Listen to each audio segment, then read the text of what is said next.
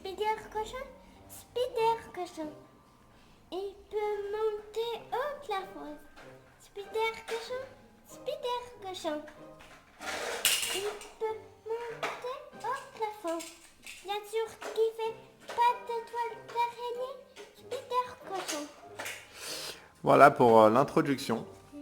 Donc, on va attaquer un nouveau sujet. Donc, c'est le concours d'accès 2018-2019 de l'université Hassan II Casablanca. Donc, Hassan II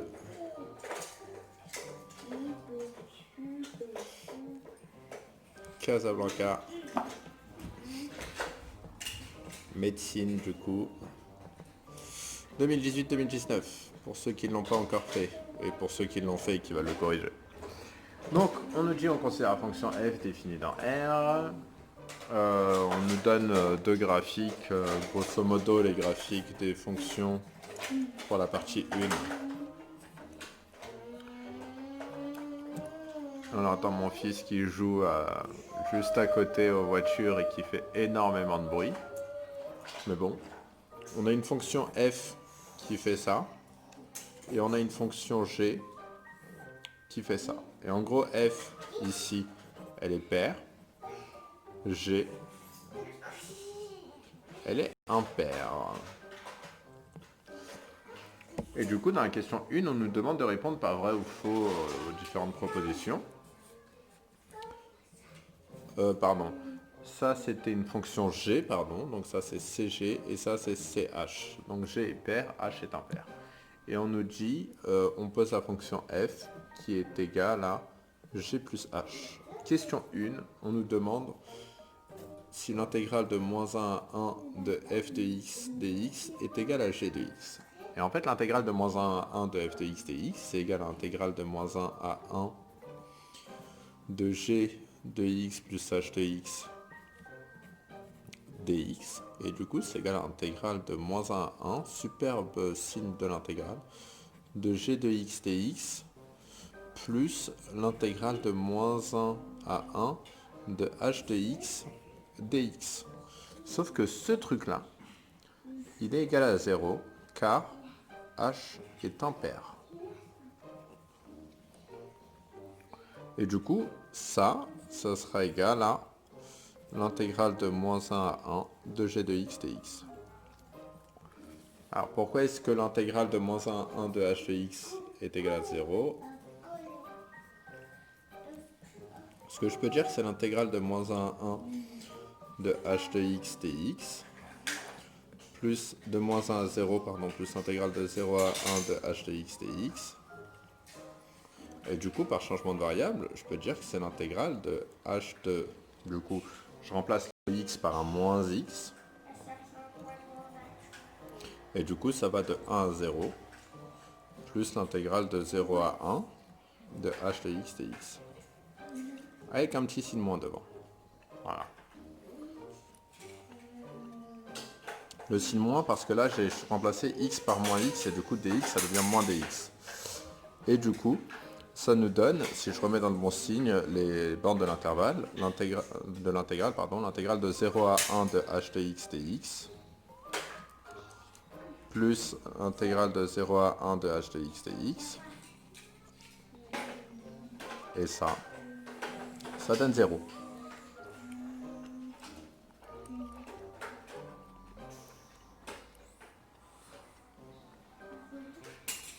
Voilà, pour la première question. Ensuite, la question, donc ça c'était la 1a. Donc on a bien l'intégrale entre moins 1 et 1 de f de x dx, qui était l'intégrale entre moins 1 et 1 de g de x dx. Voilà. Ensuite, on nous dit f est une fonction paire.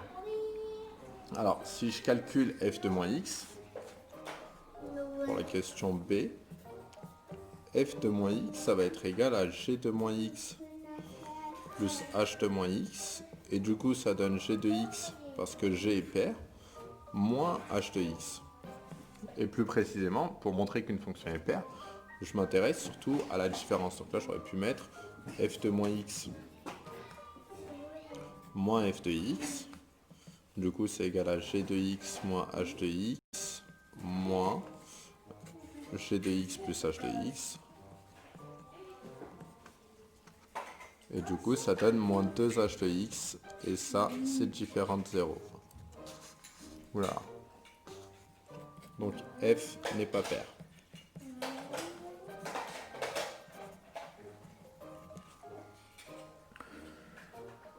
Il y a une deuxième question C. B, du coup, je pense plutôt que c'est une question C. On demande la limite quand x tend vers plus l'infini de f de x. C'est ça, quand x tend vers plus l'infini de f de x. Donc là, la limite quand x tend vers plus l'infini de f de x, de toute évidence, c'est la limite quand x tend vers plus l'infini de g de x plus la limite quand x tend vers plus l'infini de h de x. Et là, on a plus l'infini et plus l'infini, ça donne plus l'infini. Donc la troisième réponse, elle est fausse. Ensuite, on passe à la question 2. Question 2, on nous demande de donner le signe de f' de x pour x. Oh là là, le bruit. Quel bruit. Vous entendez ce bruit en continu. De 7h du matin à 10h du soir en continu. Oh là là. Alors, on nous demande de donner le signe de f' de x pour x appartenant à 0,1. C'est pour ça que je m'isole en général quand je fais cours. Mais du coup, là, je ne peux pas m'isoler. Donc, je suis forcément dans le salon avec les petits à côté. Et ça fait énormément de bruit. Donc, le signe de f' de x... Ouais, je suis en train de faire une vidéo, là, un corrigé. Et à côté, il y a Imran et Ayoub qui font énormément de bruit. Ouais, ça va. Ça va. Donc, le signe de f' de x pour x appartenant à l'intervalle 0,1. Ici, les deux fonctions sont croissantes. f' de x, donc pour tout x appartenant à l'intervalle 0, 1, bon, c'est une généralité de toute manière, ça va être égal à g' de x plus f' de x si je dérive. Et du coup, g' c'est positif, f' c'est positif, je vais mettre supérieur ou égal. Et du coup, ici on a une somme de deux choses positives, de deux trucs positifs, donc c'est positif. Parce que ici, il faut bien préciser, car G et H, j'ai mis un F, c'est un H, G et H sont croissantes sur 0,1. Ah, je suis hors cadrage, encore une fois. Croissante sur 0,1. Ok. Ensuite, en grand 2, on nous demande de déterminer une limite. On a fini avec le grand 1. Grand 2, on nous demande la limite quand x tend vers plus l'infini de x au cube sur x au carré plus x plus 1 moins x. Zut, moins x. Et là, ce qu'il faut faire, c'est qu'il faut tout mettre au même dénominateur. Donc c'est la limite. Quand x tend vers plus l'infini, de, du coup en dessous j'ai x au carré plus x plus 1. Et là j'ai x au cube moins x facteur de x au carré plus x plus 1. Du coup ça me donne la limite. Quand x tend vers plus l'infini, 2. En dessous j'ai x au carré plus x plus 1. Et au-dessus, je me retrouve avec du x au cube, moins x au cube, moins x au carré, moins x. Je simplifie les x au cube, tac, tac, et ça me donne la limite quand x tend vers plus l'infini de moins x au carré moins x sur x au carré plus x plus 1. J'ai un quotient de polynôme, j'ai une fonction rationnelle, je fais la limite du terme de plus haut degré, puisqu'ici je suis sur du quotient des termes de plus haut degré, puisqu'ici je suis en plus l'infini. Donc ça me donne moins x au carré sur x carré. Et ça fait moins 1. Voilà. Hop là, la réponse, du coup, est moins 1. Ensuite, passons au grand 3. 13. Calculer l'intégrale entre 0 et 2 de 2x moins 2 fois exponentielle de x au carré moins 2x plus 1 dx. Et là, on reconnaît un truc de la forme u' exponentielle de u. Donc ça, c'est l'intégrale entre 0 et 2 de x au carré moins 2x plus 1 prime fois exponentielle de x au carré moins 2x plus 1. Et du coup, la primitive, c'est exponentielle de x au carré moins 2x plus 1 entre 0 et 2. Donc ça nous donne exponentielle de 2 au carré moins 2 fois 2 plus 1 moins exponentielle de 0 au carré moins 2 fois 0 plus 1. Et on obtient donc, si on ne dit pas de bêtises, c'est louche.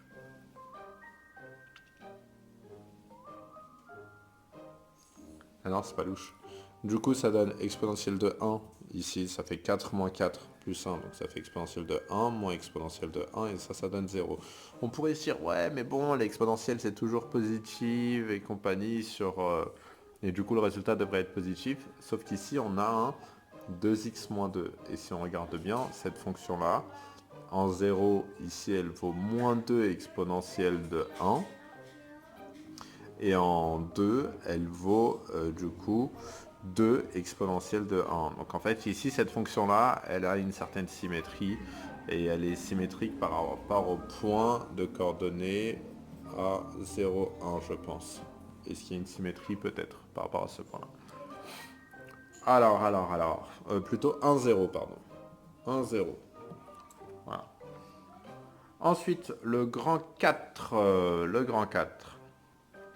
On nous dit dans un repère... Zut, j'ai mon écran qui s'éteint. Ok.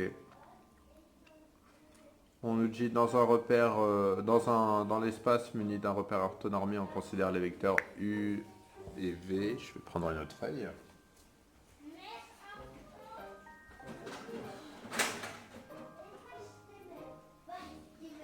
Hop là. Donc, on considère ici nos vecteurs U et V pour le grand 4. On a U qui est égal à AI plus BJ plus 3K. Et V. Donc V, c'est 20 tiers de I. Plus moins 8J plus 4K. Voilà. Hop. Voilà nos vecteurs, U et V.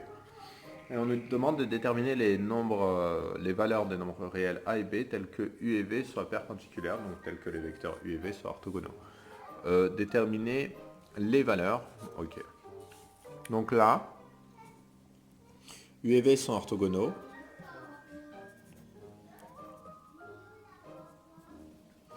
Orthogonaux, ça équivaut à dire que le produit scalaire est nul. Donc U scalaire V est égal à 0.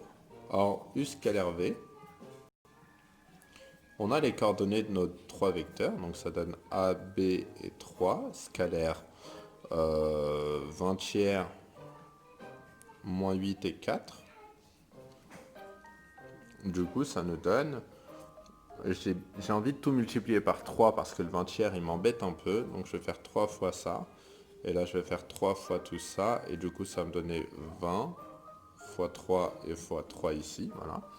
Du coup, ça va me donner 20A moins 24B. Donc moins 24 fois B. Plus, du coup, ici, je me retrouve avec 3 fois 12, donc 36. Plus 36. Et du coup, on cherche A et B. Tel que, et on nous dit que c'est des réels, hein, tel que 20A moins 24B plus 36 est égal à 0. On continue ici. Hop, hop, hop. Je change de feuille. Donc U scalaire V est égal à 0. Ça équivaut à 20A moins 24B plus 36 est égal à 0. J'ai envie de tout diviser par 2 directement. Et est-ce que je peux pas diviser par plus que 2 par 4? Par 4, je peux tout diviser par 4, ouais. ça me donne 5A moins 6B plus 9 égale 0. Et du coup, là, je peux chercher des valeurs de A et B. Ce qui est précisé ici, c'est donner les valeurs des nombres réels A et B tels que machin. Les valeurs et non pas la valeur. Ok? Enfin, moi, par les valeurs, je comprends que c'est toutes les valeurs telles que 5A moins 6B est égal à 0. Donc là, on a un système, en fait. Donc là, on peut dire que d'un côté, on a 5A moins 6B plus 9 égale 0. Et B, par exemple, qui est égal à X. Et du coup, ça nous donne 5A qui sera égal à 6B moins 9, B qui est égal à X toujours. J'aurais dû mettre Y, peut-être moi on s'en fiche. Et du coup, on obtient A qui est égal à 6X moins 9 le tout sur 5, donc 6 cinquièmes de X moins 9 cinquièmes, et B qui est égal à X. Donc les couples de solutions ici, donc A est égal à 6 cinquièmes de X moins 9 cinquièmes, et B est égal à X. Donc si je prends par exemple B qui est égal à 4, comme je l'ai dans l'énoncé ici, si B est égal à 4, à A, ça va être 6 fois 4 sur 5 moins 9 cinquièmes, donc je vais mettre tout ça moins 9 directement. Donc 6 fois 4, 24, moins 9, ça donne... qu'est-ce que je raconte? 6 fois 4, 24, moins 9, ça fait 15. Du coup, ça donne 3. Ça donne 3. Anis, ça faux.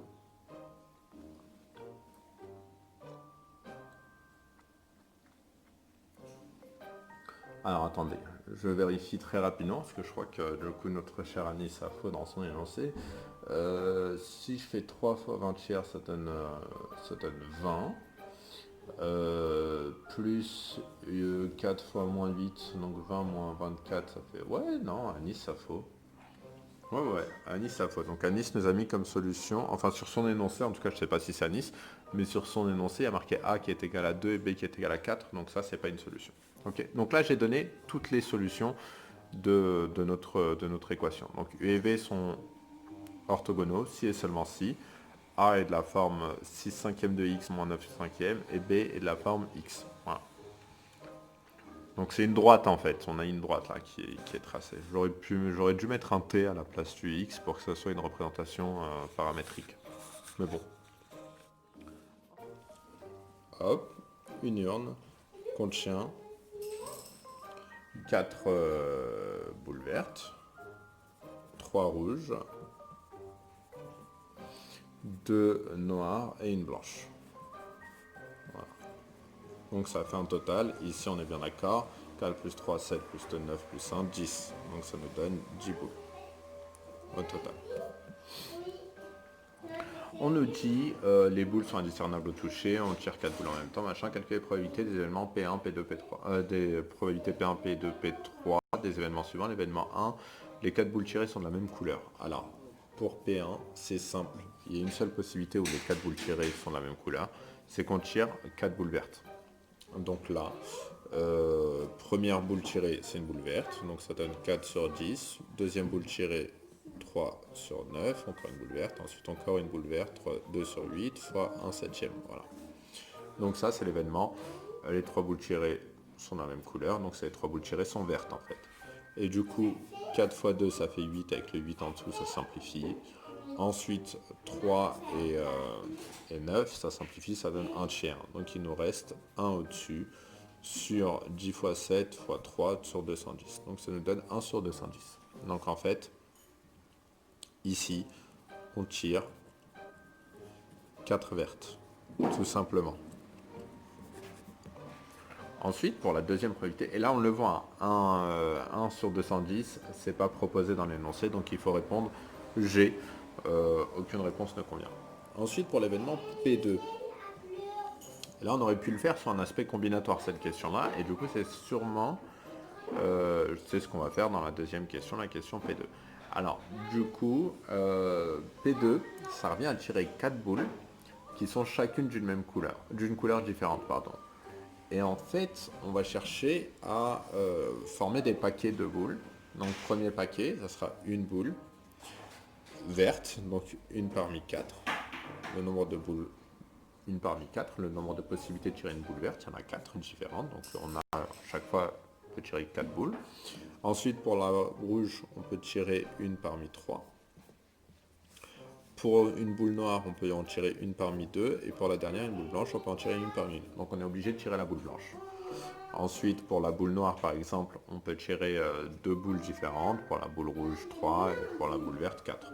Le tout, on va le diviser par le nombre de tirages possibles. Le nombre de tirages possibles, c'est notre fameux 4 parmi 10. Donc c'est le nombre de combinaisons possibles comprenant 4 boules sur 10 boules au total.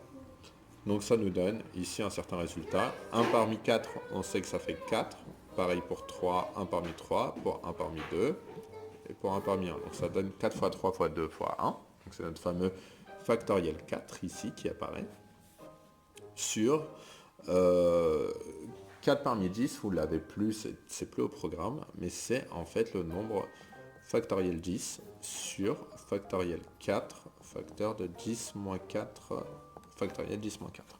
Du coup, ça donne 4 factoriel sur factoriel 4 sur factoriel 10 fois factoriel 4 factoriel 6. Voilà le nombre que ça donne. Et du coup, ça nous donne factoriel 4, c'est 4 fois 3 fois 2, donc ça donne 24. Donc ça nous donne 24 au carré, 24 et 24. Le 6 et le 10 factoriel vont se simplifier. Et ça va donner 10 fois 9 fois 8 fois 7. Voilà. Et si je simplifie un peu les choses, 24, moi j'ai envie de l'écrire 3 fois 2 puissance 8, le tout au carré. Donc ça me donne 3 au carré, fois 2 puissance 3 puissance 2, donc puissance 6, hop, sur 10, c'est 5 fois 2, fois 9, donc 3 au carré, fois 2 au cube, fois 7.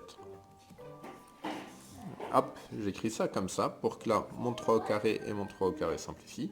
Là, j'ai 2 fois 2 puissance 3, donc ça me donne 2 puissance 4, avec 2 puissance 6 au-dessus, ça simplifie. Donc il va me rester 4 sur... du coup, les deux là, ça simplifie. Et il me reste 5 fois 7 en bas, donc 35. 4 sur 35. Voilà pour ma réponse à P2. Ensuite, il nous reste P3.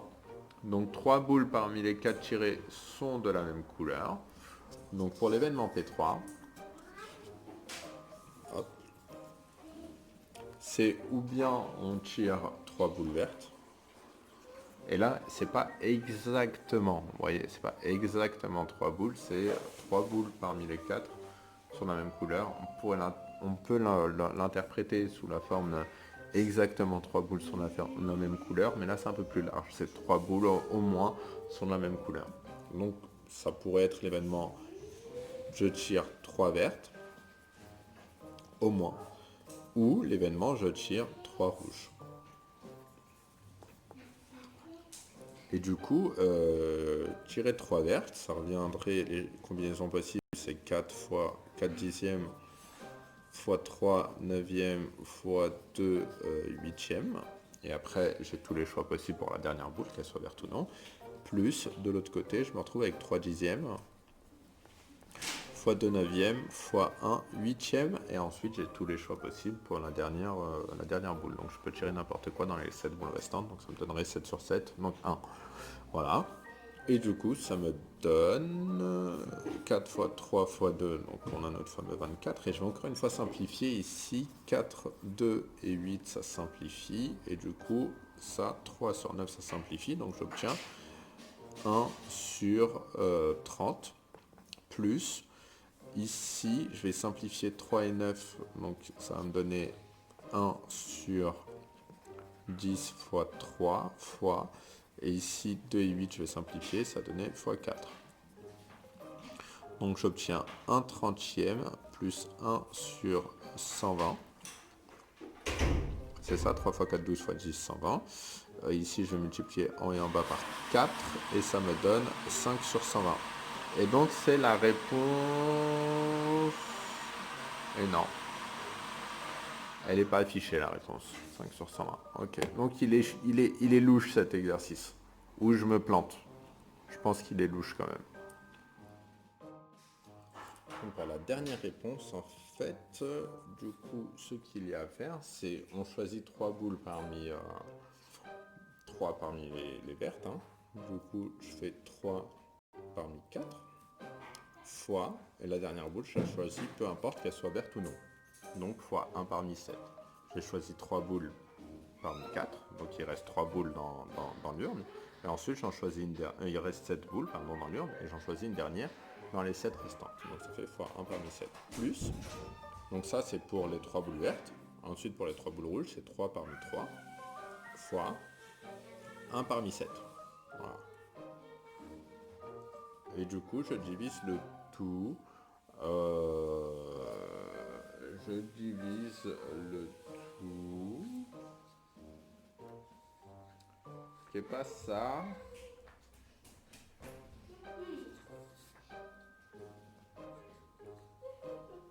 Pourquoi j'ai mis 7 ici? C'est 6, voilà. C'est une parmi 6, pardon. Il en reste... hop. Donc c'est une boule qui n'est pas forcément verte. Donc fois 1 parmi 6. Le tout divisé par 4 parmi 10. Voilà. Et du coup, ça me donne